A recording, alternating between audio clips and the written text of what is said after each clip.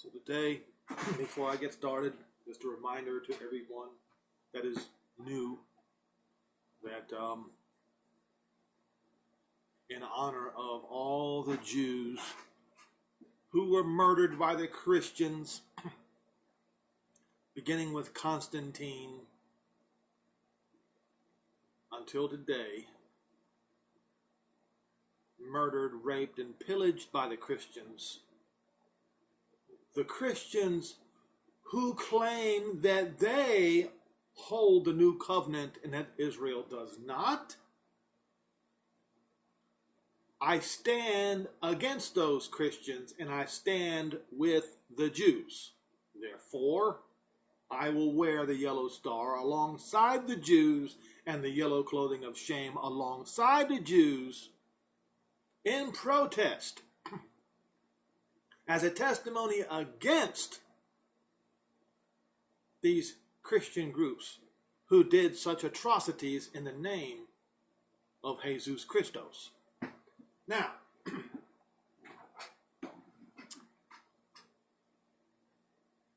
over and over again,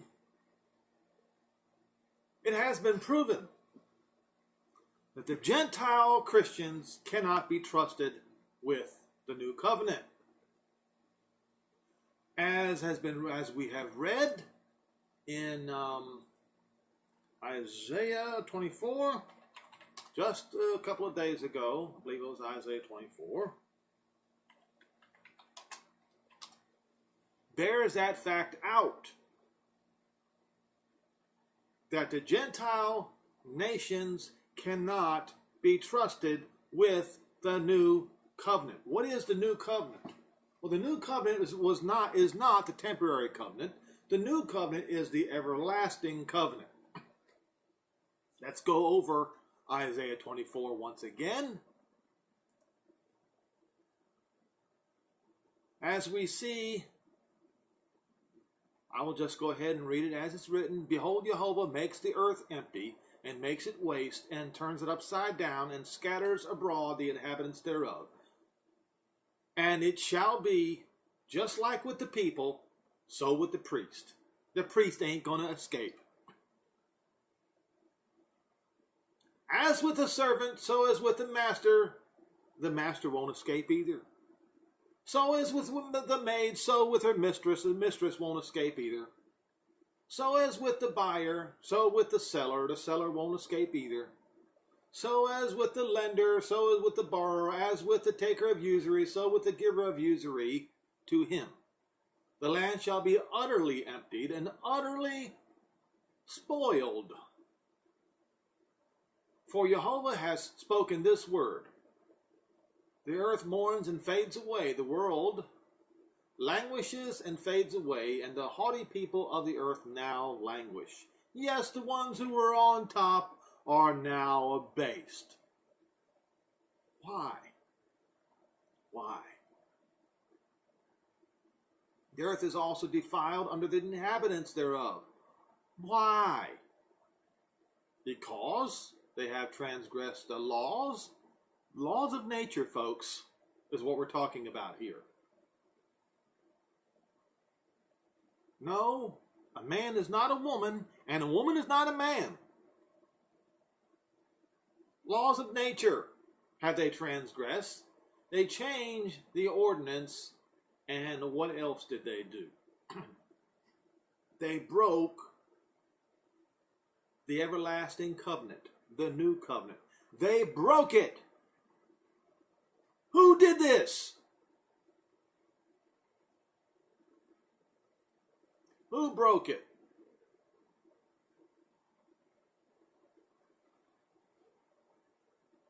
The nations.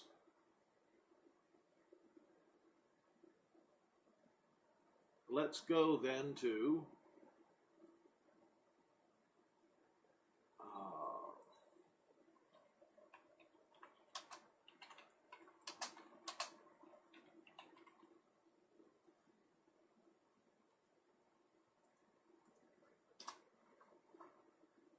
Isaiah 34.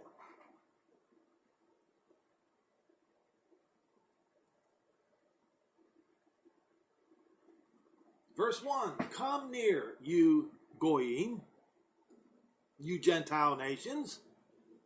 Come and listen, and hearken, you people. Let the earth hear, and all that there are in the world, and all things come forth from it. Because the indignation of Jehovah is upon all the nations, the heathen, and his fury is upon all their armies, and he has utterly destroyed them, and he has delivered them to the slaughter. Their slain shall be cast out, their stink shall come up out of their carcasses, and the mountains shall be flowing with their blood. And all the hosts of heaven shall be dissolved. Sixth seal, read it. And the heavens shall be rolled together as a scroll, and all their hosts shall fall down like a leaf falls from the vine, as the falling fig from the fig tree. For my sword shall be bathed in heaven, and behold, it shall come down upon Edom and upon the people of my curse. So, and you look in verse 8, and you will say, see, for it is the day of Jehovah's wrath, vengeance, and the year of recompense for the controversy of Zion. All right. So we have the same theme here. The controversy of Zion is synonymous with the controversy of the new covenant. Okay? Let us once again learn what the new covenant, and I'm getting to this, folks. I know what the title says about Donald Trump's statements concerning Israel yesterday, but I'm getting to that. Just give me time. Have some patience. The new covenant is this. It is a greater version of the old covenant.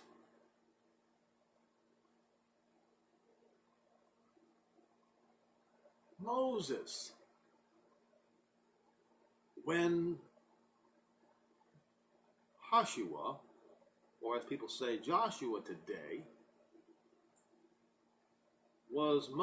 became Moses' right-hand man, Moses renamed him what? Joshua means salvation, okay? But to Moses, that name was not good enough. No. So Moses renamed him Yahushua. What does that mean? It means Jehovah is salvation. You see, Moses knew what the name of the Messiah, the testator of the new covenant, was going to be. He knew what that name was going to be. Moses understood the new covenant that was coming. He talked about it. And I believe it is in either Deuteronomy 30 or Deuteronomy 33. He talked about it. And he even mentioned the Messiah as a person who he was going to be, which is why he named Joshua Yahushua.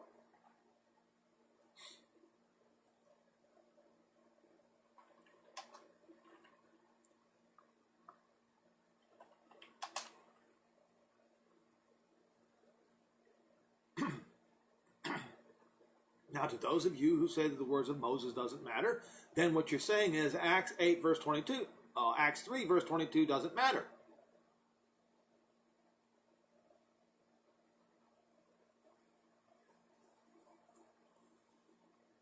Let's go to Deuteronomy 18 and verse 15.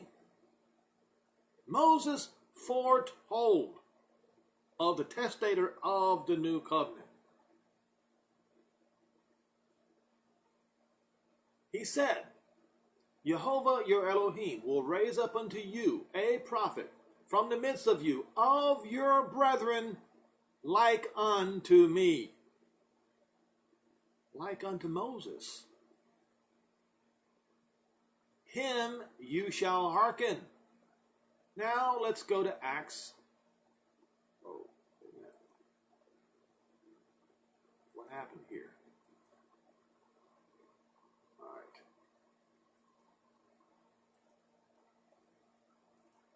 Was it Acts 3? We'll just go to Acts 3. I think that's where it was.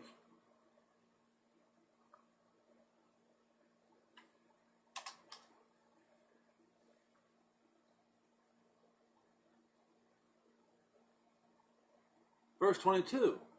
For Moses truly said to the forefathers, to the Israeli forefathers, a prophet shall Jehovah your Elohim raise up unto you of your brethren, like unto me.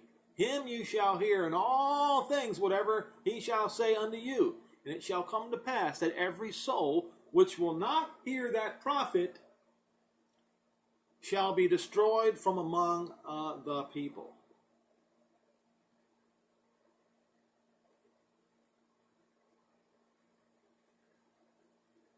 Gentile Christians claim to be holders of the new covenant.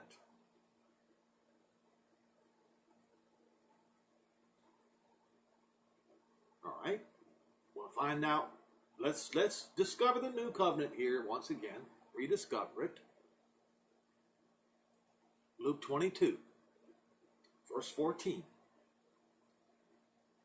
And when the hour was come, he sat down, and the 12 apostles with him. And he said unto them, with desire I have desired to eat this Passover with you before I suffer. For I say to you, I will not any more eat thereof until it be fulfilled in the kingdom of Jehovah. Until what is fulfilled? Let's continue. And he took up the cup and gave thanks and said, take and divide this amongst yourselves. For I say unto you, I will not drink of the fruit of the vine until the kingdom of Jehovah shall come. And he took the bread and gave thanks and broke it, and gave likewise, and saying, take, this is my body, which is given for you. Do this in remembrance of me. Likewise also the cup after supper, saying, this cup is the new covenant in my blood, which is shed for you. Now, he goes on to verse 28. Well, I should also continue with start in verse 24, because this is one more proof that the Christians do not believe in the new covenant. And there was also strife among them, which one should be accounted the greatest. And he said unto them, the kings of the Gentiles exercise lordship over their subjects.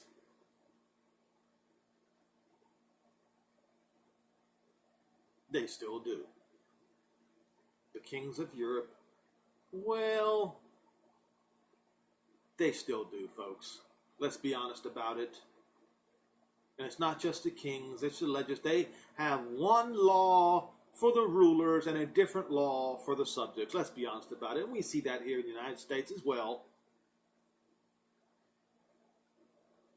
Exercise lordship over them, and they that exercise authority upon them are called benefactors. But you shall not be so. This is not how you shall be. Did the Gentile Christian nations listen? He's talking about the new covenant. Wasn't he just talking about the new covenant? Look at the history of Christian nations in Europe. Did they listen to the Messiah when he said, you shall not do this? No, they continued, and they became worse. Flouting, disrespecting, dishonoring the words of Yehoshua the Messiah. But he that is greatest among you, let him be as the younger, and he that is chief as he that serves, like the waiter, like the busboy. For who is greater, the one who sits at the table or the one who serves? Isn't it the one who sits at meat at the table? But I am among you as he that serves.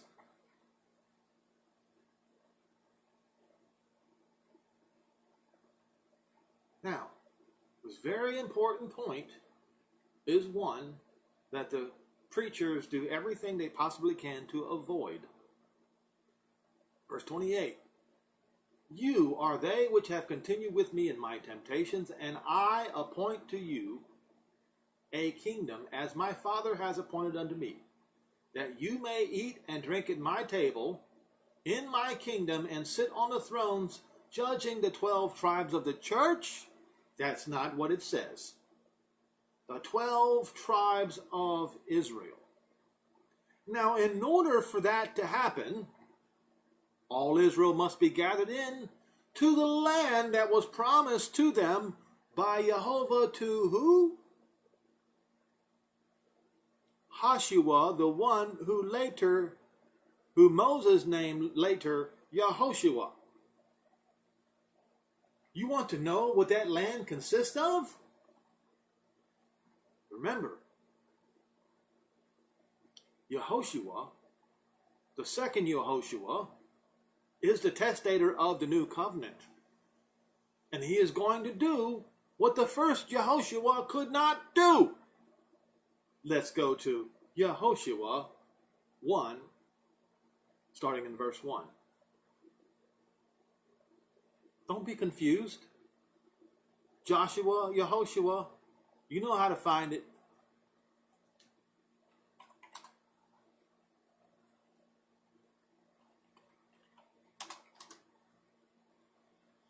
And verse 1, after the death of Moses, the servant of Jehovah, Jehovah said unto Yehoshua, son of Nun, Moses' aide. I'm going to read this in King James. Saying, Moses, my servant, is dead. Now therefore arise, go over this Jordan, you and all this people, unto the land which I do give to them, even to the children of Israel. Every place that the sole of your foot shall tread upon, that I have given unto you, just like I told Moses, from the wilderness, from the desert and this Lebanon, even unto the great river Jordan River? No. Read it. What does it say? Even unto the great river Euphrates. And that covers most of Syria and half of Iraq.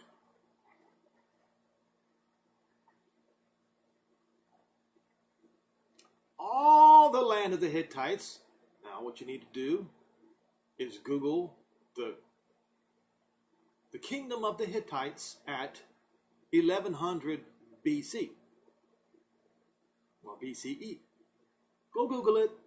Take a look at it. Let your eyes rest upon it. And unto the great sea, that's the Mediterranean Sea, toward the going down of the sun, shall be your coast. There shall not any man be able to stand before you all the days of your life. As I was with Moses, so will I be with you. I will not fail you nor forsake you. Okay. So now we know the lands that was promised to Israel to Yehoshua. Yehoshua was not able to take all of that land. So this promise has yet to be carried out. Who is the one that's going to carry it out? The second Yehoshua. The second Yehoshua is going to carry it out by the new covenant of his blood. Because someone in Israel was found worthy, Israel can now ride on his coattails, so to speak.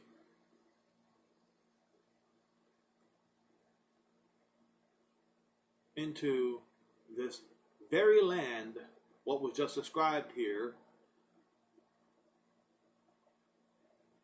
And this is the new covenant.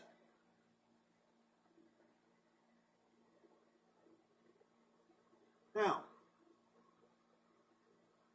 when we look at the British mandate for Palestine, and just the very speaking that way is perverse. That land is not Palestine. Palestine was a name given by the Romans for the Holy Land to be named the land of the Philistines instead of Israel, so that the name of Israel would be blotted out forever. And time again, I have gone over in several of my videos in great detail about how the Palestine mandate was reneged upon many times over. And each time was one more fracturing of the new covenant. Each time the Gentile nations violated the mandate for Palestine against the Jews was one more violation of the new covenant. And we've had presidents of the United States continue in this violating of the new covenant, standing in the way of the kingdom in Jerusalem. Today, I don't care what anybody says. You've got to call a spade, folks.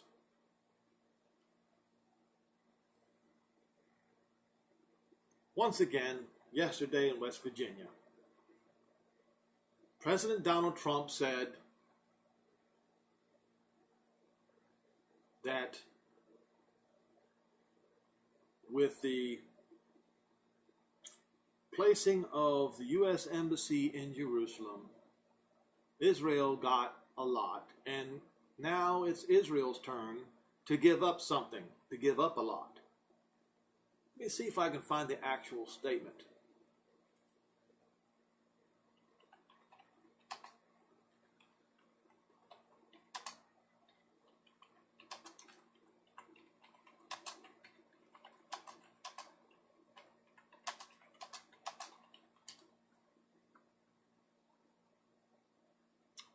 Haaretz.com.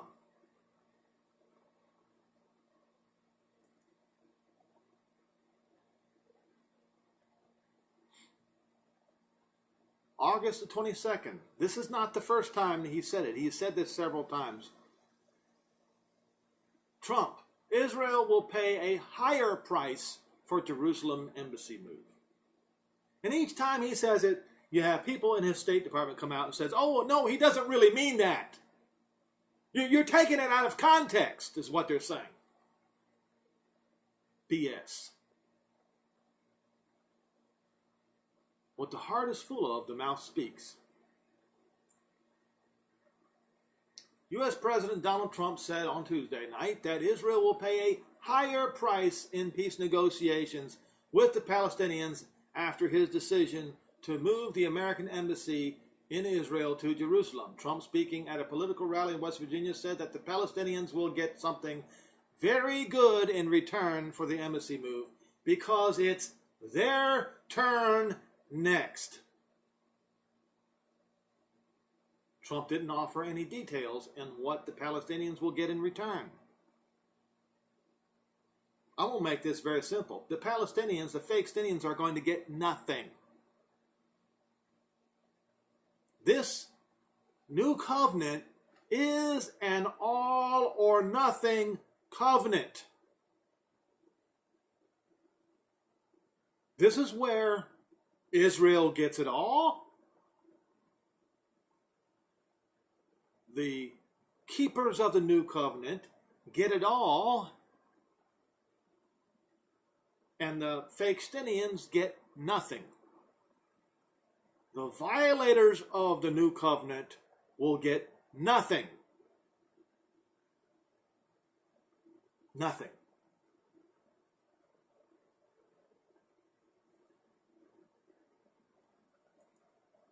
We just read about drinking of the wine, and let's look at what Paul says.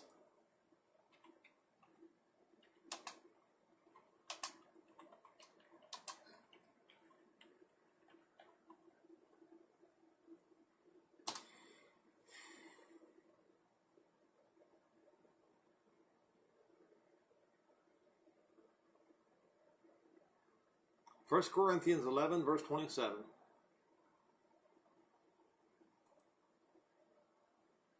Now that we know that the new covenant is about the 12 apostles ruling over the 12 tribes of Israel in the kingdom, which means all Israel must be gathered in. And in order for all Israel to be gathered in, there must be all that land, Joshua 1 verses 1 through 4, or Yehoshua 1 verses 1 through 4, must be reappropriated to Israel.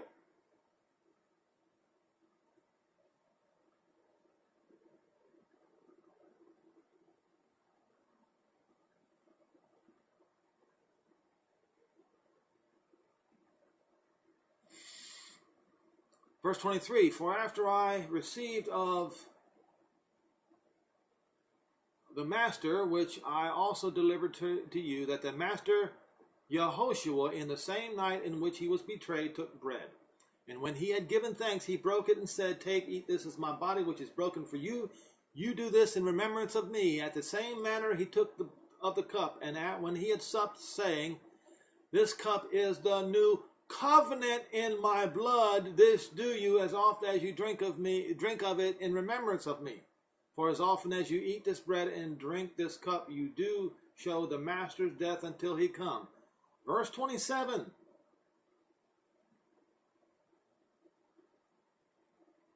Wherefore, whosoever shall eat this bread and drink of this cup of the master unworthily shall be guilty. Not found innocent. No, shall be found guilty of the body and the blood of the master, of the Messiah.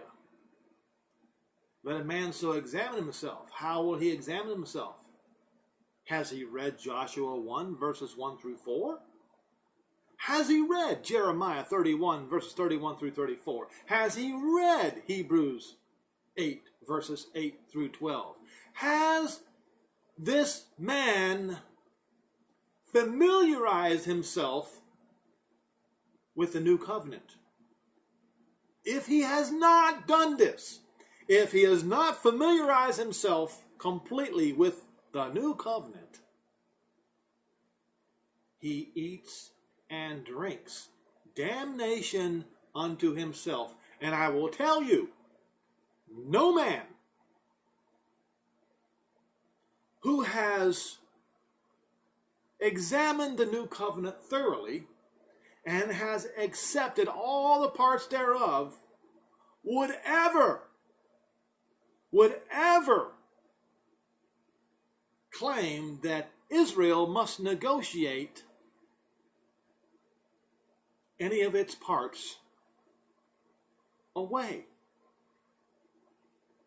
And those who claim to be partakers of the new covenant and then turn around and say that Israel has to give up any part of Joshua 1 verses 1 through 4 is in violation of the new covenant and will be found guilty of the blood and the body of Yehoshua.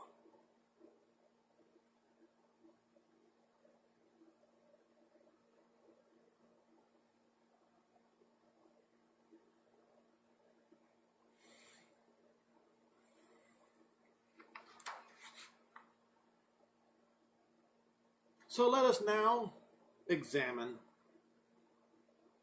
the new covenant in fine detail.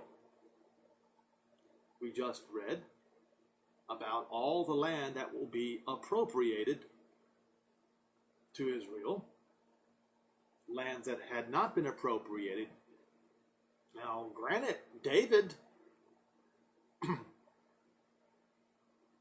the the multi-great-grandfather of the Messiah, he did take his kingdom all the way to the Euphrates River, but that wasn't for long. There was far more land appropriated in Joshua 1, verses 1 through 4, than Israel ever had, and that promise must be kept. Since it was not given to the first Yehoshua, it will be given to the second.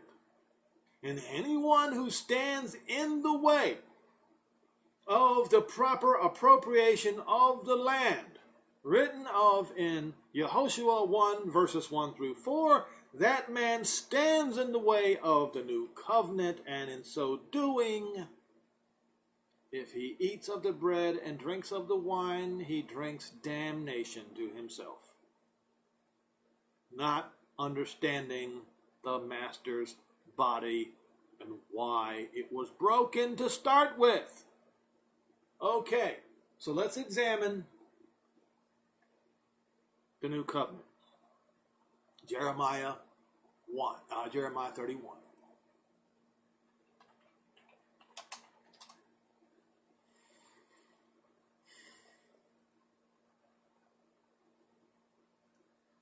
But let's not just begin with verse 31, folks.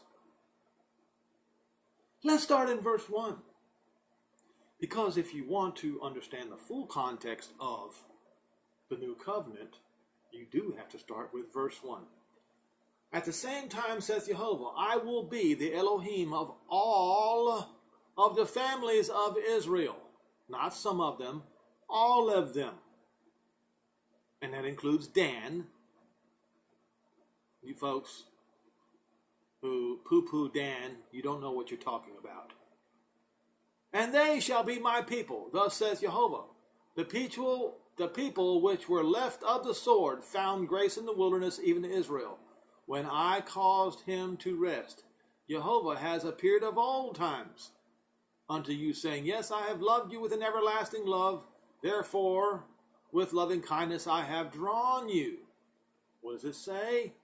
No man can come to the Messiah unless Jehovah draws him. So guess what?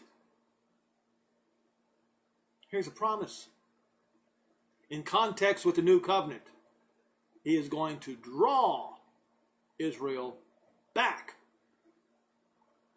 Again, I will build you, and you shall be built, O Virgin of Israel, and you shall once again be adorned with your tabrets, and you shall go forth in the dances of them that make merry. And you shall yet plant vines on the mountains of Samaria, which is being occupied by the Philistines today, which means all of Samaria and Judea are going to be taken away from those Philistines, and anyone who stands in the way is in violation of the new covenant. I don't care if his name is Donald J. Trump or not. The planter shall plant, and he shall eat them as common, as normal things. There shall come a day when the watchmen upon the mount of Ephraim shall cry, arise, and let us go up to Zion, unto Jehovah our Elohim. For thus saith Jehovah, sing with gladness for Jacob, and shout among the chief of the nations. Well, there's one nation that calls themselves the chief of the nations. That would be the United States of America. Shout among them, publish among them, praise you and say, O Jehovah, save your people, the remnant of Israel.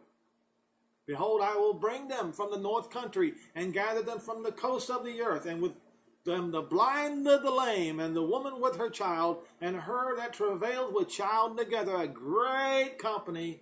No, not a small remnant, not a small multitude. No, a great company shall return there.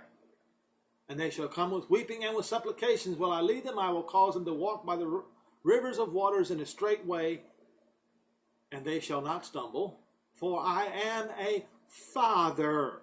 Yes, Jehovah is the Father. The Elohim of Israel is the Father to Israel. And Ephraim is my firstborn. Hear the word of Jehovah, O you nations, and declare it to the coastlands far away, and say, He that scattered Israel will gather him and keep him as a shepherd does his flock, for Jehovah has redeemed Israel and ransomed him from the hand of him that was stronger than he. Therefore, they shall come and sing in the height of Zion, and shall flow together to the goodness of Jehovah, for wheat and for wine and for oil, and for the young of the flock and for the herd. And their soul shall be a watered garden, and they shall sorrow no more at all, ever again. Who's that? Israel. Is this a part of the new covenant? Every word of Jeremiah 31 is a part of the new covenant. Then shall the virgin rejoice in the dance, both young men and old together, for I will turn their mourning into joy, and I will comfort them and make them rejoice from their sorrow. I will satiate the soul of the priest with fatness, and my people shall be satisfied with my goodness, saith Jehovah. Thus saith Jehovah, a voice was heard in Ramah, lamentation and bitter weeping. Rachel weeping for her children, refusing to be comforted for her children because they were not there. Who was Rachel? The mother of Ephraim and Manasseh.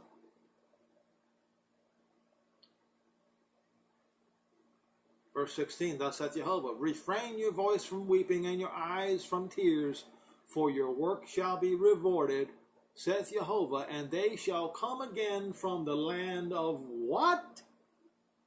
Their enemy. What did Paul say to the Romans? He said that Israel was the Romans' enemy for the Romans' sake.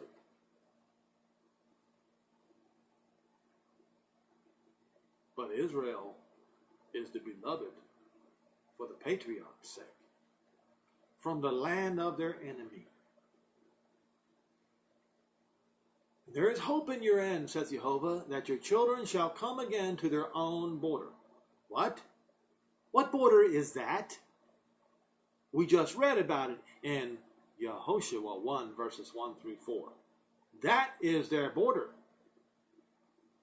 That is the fulfilling of the new covenant. Because if the children of Israel wasn't brought back into their borders, then how could the 12 apostles rule over the 12 tribes of Israel? New covenant?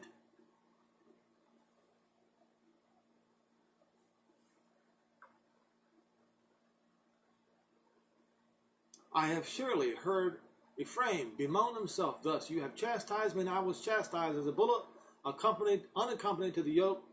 Turn you me, and I will be turned, for you are Jehovah my Elohim. Surely after I was turned, I repented, and after I was instructed, I smote upon my thigh. I was ashamed, yes, even confounded, because I did bear the reproach of my youth. And Jehovah says back, is Ephraim my dear son? Is he a pleasant child? For since I spoke against him, I now earnestly remember him still. For this reason, my bowels are troubled for him. I will surely have mercy upon him. What is the new covenant about once again? Mercy upon Israel. Saith Jehovah. Set up the waymarks. Turn around. Go back from where you came. And set your heart toward the highway, even where you went. Return again, O Virgin of Israel, turn again to your old cities. How long will you go about, O you backsliding daughter? For Jehovah has created a new thing in the earth, a woman shall compass a man. Thus saith Jehovah of hosts, the Elohim of Israel, as yet they shall use this speech in the land of Judah, and in the cities thereof, when I shall bring again their captivity. Jehovah bless you, O habitation of justice and mountain of holiness. And there shall dwell in Judah itself, and all the cities thereof together, husbandmen, and they shall go forth with the flocks, for I have satiated the weary soul. I have replenished every sorrowful soul. Upon this I awoke, and I beheld, and my sleep was sweet unto me. Behold, the days come, saith Jehovah, that I will sow the house of Israel and the house of Judah with the seed of men, and with the seed of the beast. And it shall come to pass that in the same way that I watched over them to pluck them up, to break down, and to throw them out, and to destroy, and to afflict, so will I watch over them to build and to plant, saith Jehovah.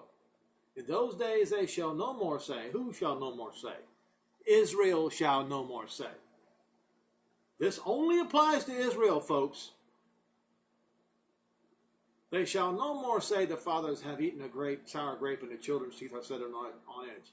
Because everyone shall die in his own iniquity, and every man that eats his sour grape, his teeth shall be set on edge now for the new covenant. But everything we just read is a part of the new covenant. Behold, the days come, saith Jehovah. I will make a new covenant with the church, the house of Israel, and with the house of Judah, not according to the covenant that I made with their fathers in that day when I took them by the hand to bring them out of the land of Egypt, which my covenant they broke, although I was a husband to them, saith Jehovah. But this shall be the covenant that I will make with the house of Israel. After those days, that is, after Israel's rejection is complete and their accepting is beginning, when Revelation chapter 10 and verse 7 begins. This is what's going to happen. I will put my law in their inward parts and write it in their hearts, and will be their Elohim, and they shall be my people. And they shall not teach any more every man his neighbor and every man his brother, saying, Know Jehovah, for they shall all know me, from the least to the greatest of them, saith Jehovah, for I will forgive their iniquity and will remember their sins no more. We have just read what the new covenant entails. Now, how then can the Gentiles be partakers of the new covenant? There is only one way. Let me show you. It's Paul, since he was the only apostle to the Gentiles, shows explicitly how. Romans 11.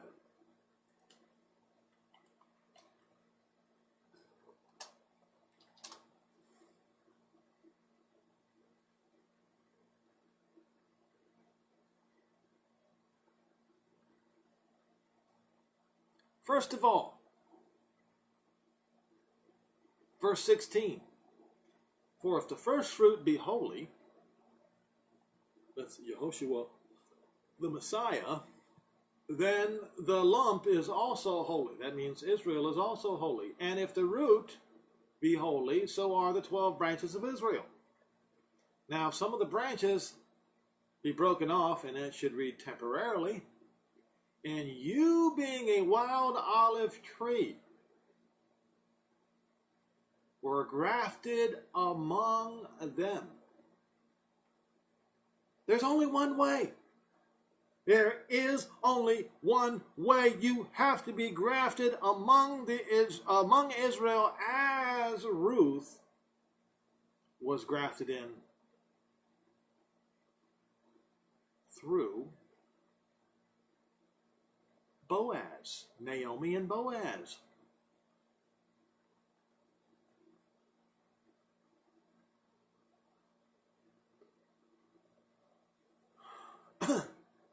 It says,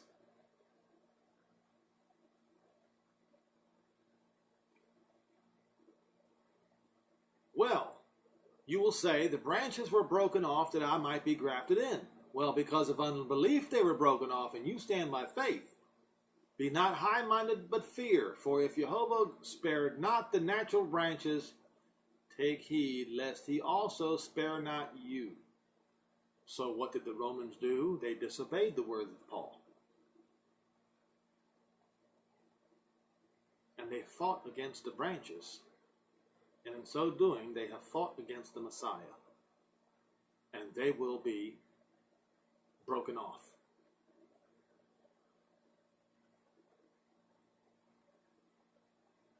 Behold the goodness and severity of Jehovah on them which fell severity toward you goodness, if you continue in his goodness. Did the Romans continue in his goodness? No. Nearly 2,000 years of history shows us that the Romans did not continue in goodness. In fact, right after Paul died, they fled from the truth. It says, otherwise you shall be cut off. Yes, Rome will be cut off. All of it. And they also, Israel, if they abide not still in unbelief, Ezekiel 39 says, Israel will no longer abide in unbelief. I will go to that in just a minute. They shall be grafted back in, for Jehovah is able to graft them in again. If you were cut out of a tree which was wild by nature and were grafted contrary to nature into a good olive tree, how much more shall these, the lost tribes of Israel, which are the natural branches, be grafted into their own olive tree? They have a better chance of being grafted back than you Romans remaining, is what he was saying.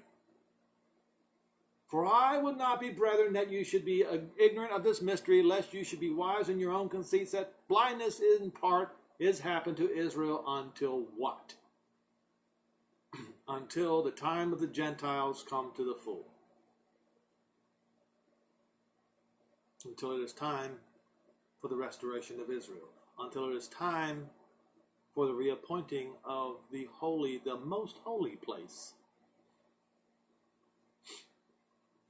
Verse 26, and so all Israel shall be saved. Now you know the nations, the presidents, the kings, they will do everything that they possibly can to make sure that this doesn't happen. But they're all wrong.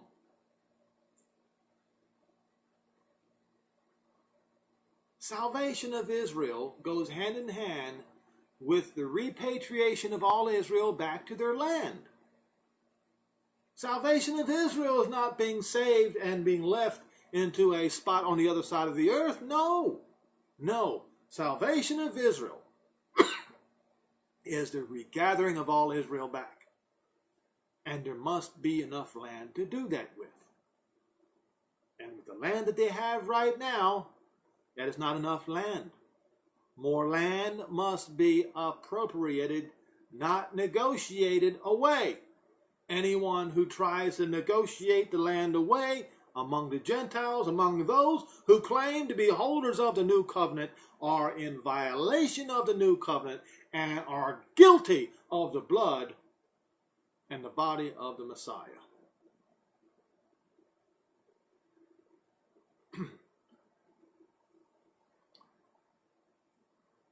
And so all Israel shall be saved, as is written. There shall come out of Zion the deliverer, not out of Rome. No, out of Zion. And shall turn away ungodliness from Jacob. For this is my covenant. My what covenant? My new covenant. You know, the one in Jeremiah 31, verses 31 through 34. When I shall take away their sins. As concerning the gospel, they, Israel, are enemies of Rome for Rome's sake. But as touching the election, yes, they are the elect, aren't they? They are the beloved for the father's sakes, for the patriarch's sakes, for the gifts and the calling of Jehovah cannot be changed.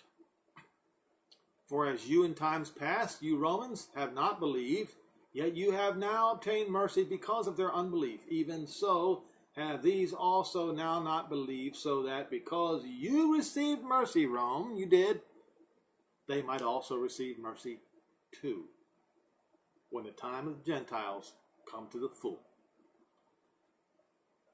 And anyone who stands in the way, especially you people who claim you go to your little Sunday service and you claim to eat of the bread of the Messiah and you claim to drink of the wine, and you do this unworthily because you know not the new covenant, and even if you did know the new covenant, you just don't care. You do not know the new covenant because you don't care about the new covenant, and in so doing, in partaking of this Passover in such a way, you drink damnation and drink damnation unto yourself.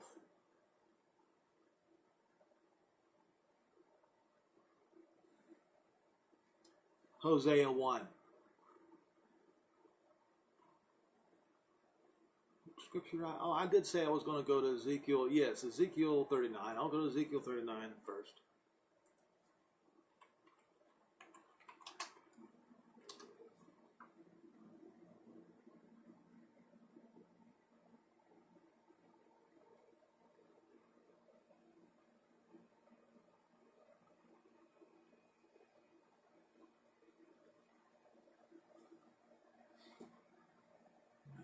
Forward.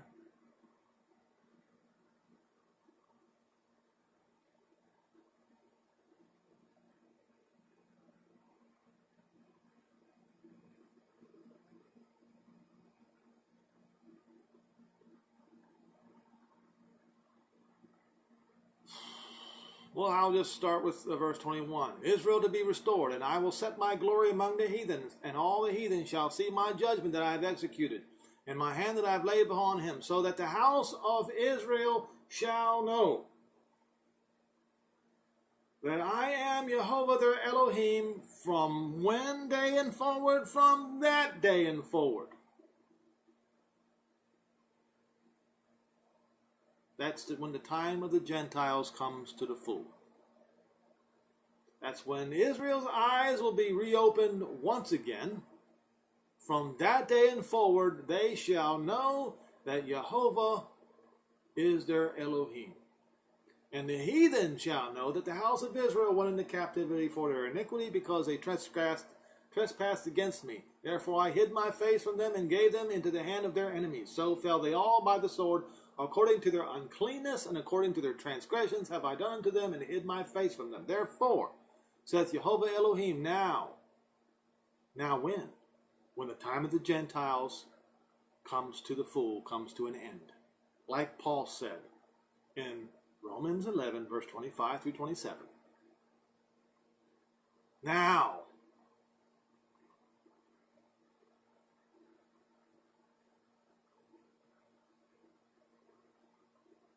I will bring the captivity of Jacob and have mercy upon some of the house of Israel. No, that's not what it says. The whole house of Israel. And will be jealous for my holy name after they bore their shame. Yep, after they bore their shame.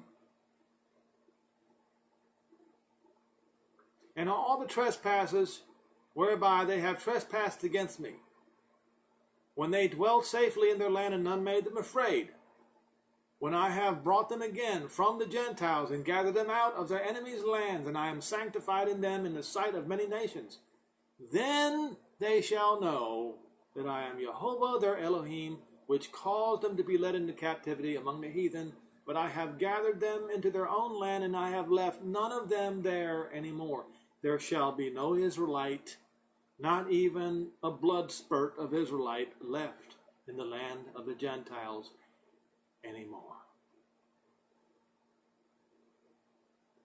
Neither will I hide my face from them anymore. Why? Because now I have poured my spirit upon the whole house of Israel. Welcome to the new covenant, folks. Anyone who stands in the way of the new covenant will suffer the same fate as Gog, Magog, Persia, Gomer, etc. Hosea 1.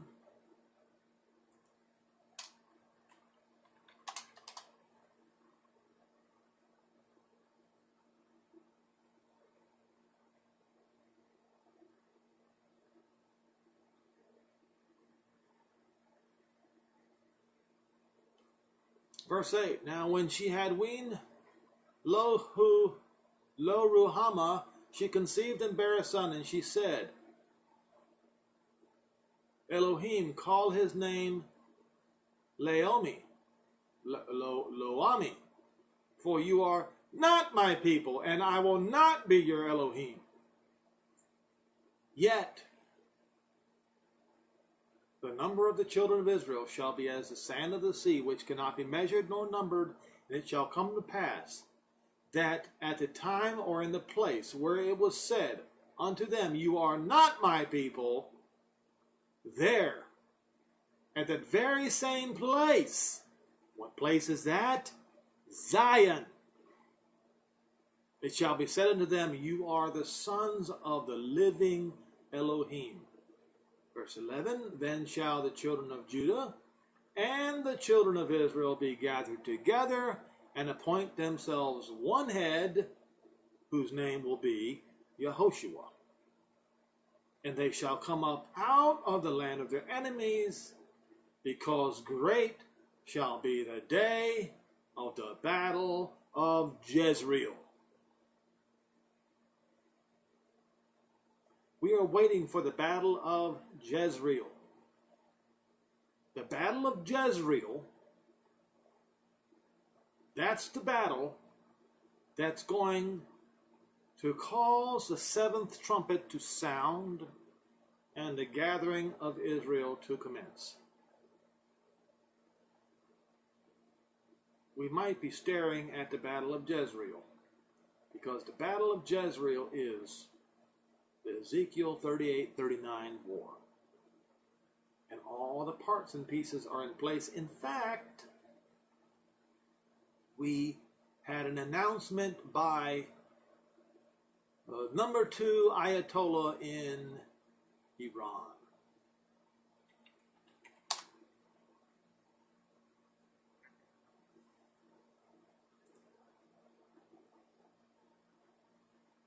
Here's what he said.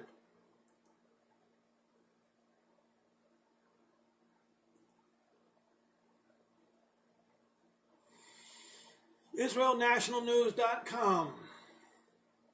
Today, posted today. Senior Iranian cleric rejects Trump offer to negotiate, vows to hit Israel if U.S. strikes Tehran. One of Iran's top clerics warned Wednesday morning that the regime in Tehran would strike Israel in retaliation for any harm in the slightest way by the U.S. against Iran.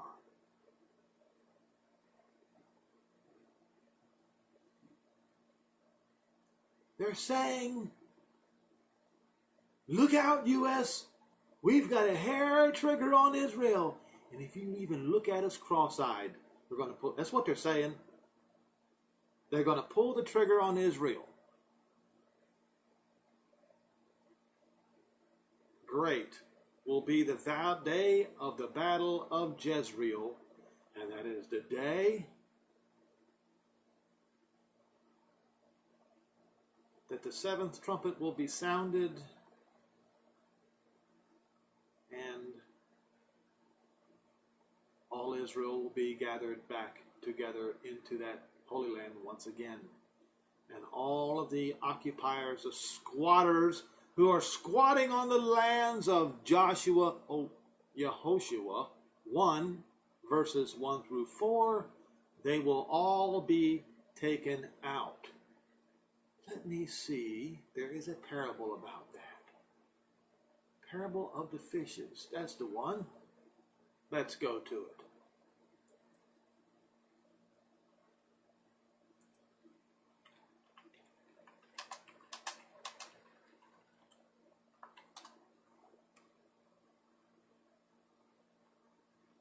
I have to Google it.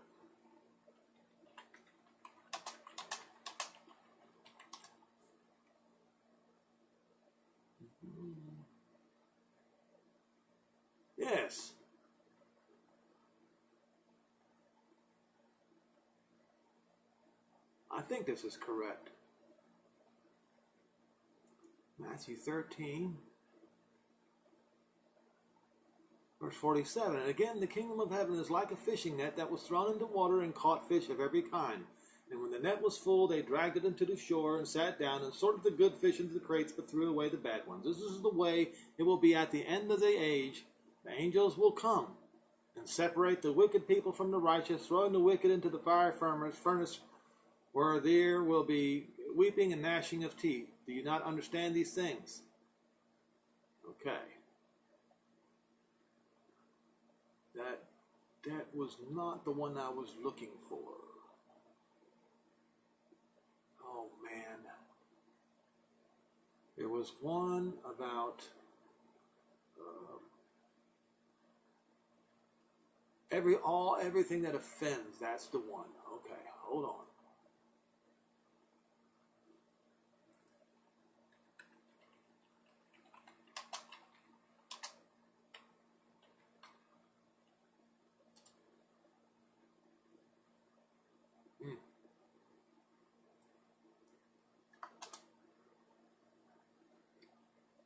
No, I can't find it. I will find it another day. I think I've covered enough. So there can be no negotiation with the Fakestinians. Yehoshua 1, verses 1 through 4 must be carried out, either the easy way or the hard way. And over again for the past nearly 2,000 years, the world, including the Christian world, has chosen the hard way. So, let it begin the hard way.